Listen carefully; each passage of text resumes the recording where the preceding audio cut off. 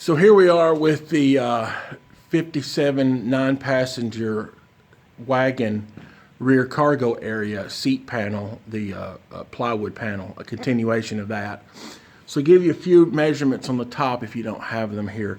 So it looks like if I pull from my tape measure from here back to the center line of this cup right here, which supports the seat when it is folded, raised up. Looks like the center line is like 11.5 inches there. And it looks like the center line of this one here is like 12.125. 12.125, the center of that escutcheon right there. So they'll both be the same from the left to the right. Both be the same to the left to the right. Give you a measurement off of Now this time, that is the driver's side there, and that is the passenger there. And this being the frontmost part of it, facing forward, going forward that way.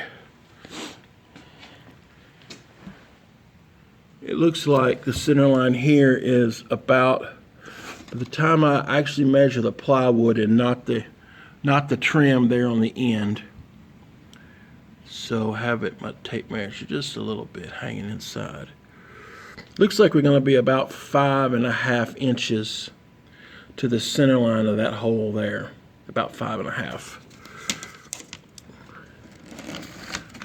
And measuring this one here, where the plywood would be, as you can see, I'll just let you figure out the measurement you want to take there. Looks like 8. Well, if you go to there, it looks like a 7 3/4 to the very outermost edge of that escutcheon, and 12.5. 7 3/4 to that. So, if you're not familiar and yours is completely gone, here's the way it kind of works, because I wondered this myself. So,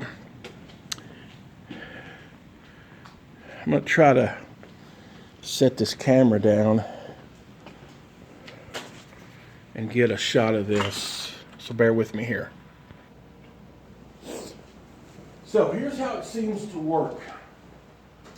This being the front, toward the front of the car, and this being toward the back.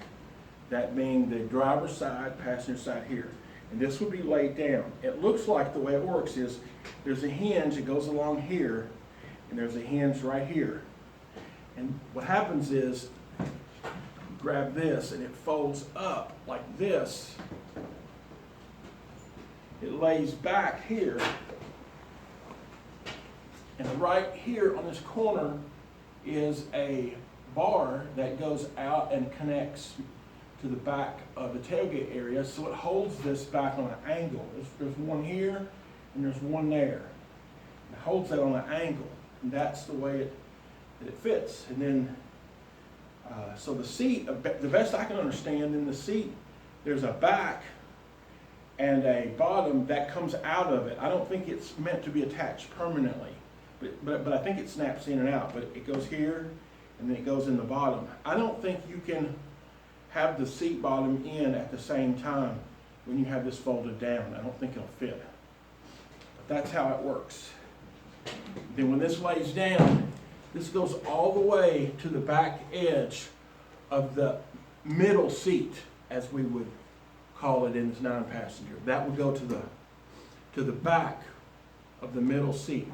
And this piece here does not hinge on. It has these clips that I showed you that will clip down into that.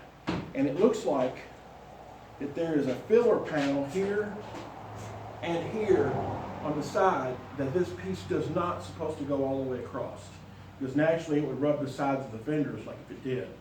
So it looks like there's a filler panel here that stays fastened down permanently, and this just comes up so you can get to the spare tire.